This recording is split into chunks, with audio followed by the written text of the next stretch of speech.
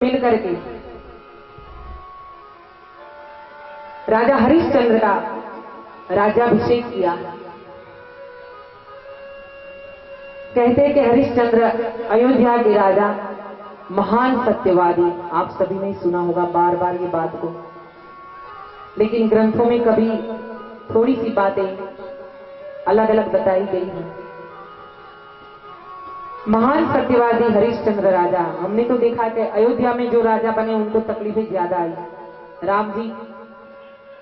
अब हरिश्चंद्र जी देखिए,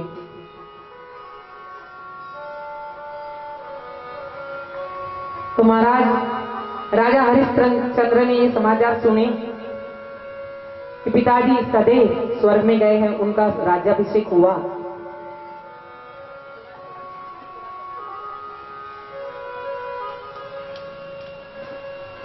तो उनका राज्याभिषेक हो गया है, राजा बन गए हैं। उनकी पत्नी है माधवी, अति सुंदर और धर्मी,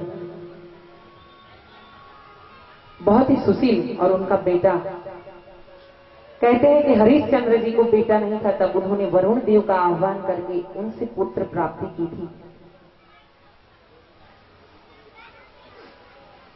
जब पुत्र की प्राप्ति हुई तो उसका नाम रखा गया रोहित। रोहित रखने के बाद हरिश्चंद्र जी अयोध्या का राज्य संभाले हुए थे।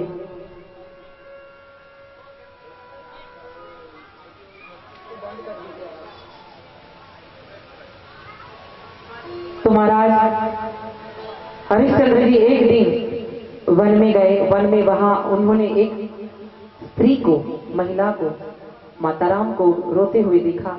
उनके रुदन को सुनकर के हरिश्चंद्र ने पूछा कि देवी, आप विलाप क्यों कर रही हैं? क्या कारण है आपकी तकलीफ का? मैं अभी बहुत ही बड़ा यज्ञ कर रहा हूं, और अगर यज्ञ के समय किसी को कोई तकलीफ हो मेरे राज्य में तो मेरे लिए शर्म वाली बात है। आप राजसूय यज्ञ, पहले के जमाने में राजा जो होते थे वो राजसूय, अश्वमेध, ऐसे बड़े बड़े यज्ञ करते रहते थे। हमने देखा है बहुत ऐसे गुणी रहते हैं अभी भी कि जो अपने घर में, अपने परिवार में नवचंडी तो शांति होम ऐसा साल में एक बार करवा लेते हैं अपने घर में। यज्ञ बहुत ही जरूरी है, यज्ञ के द्वारा ही देवों को भोजन मिलता है। इसलिए जब भी समय मिले अपने घर पे यज्ञ का आयोजन कीजिए, और रात्रि के समय भजन का आयोजन कीजिए उसके साथ में। इससे बहुत बड़ा पुण्य मिलता है महाराज। इस प्रकार हरिश्चंद्र जी ने स्त्री को पूछा। स्त्री ने बताया कि हमारी तकलीफ का कारण है विश्वामित्र जी, उनके कारण हम दुखित हैं, क्योंकि वो वन में चले गए हैं तप करने के लिए। अब जाकर के पहले हरिश्चंद्र को पता है कि उनके पिताजी का जो सदैव स्वर्ग जाना है वो आभारी है, उपकार है किसका? विश्वामित्र जी का। बहुत ही बड़ा उपकार है उनके ऊपर, परिवार पर, उनके वंश पर। और इस बात को याद करने के बावजूद सत्यवादी हरिश्चंद्र राजा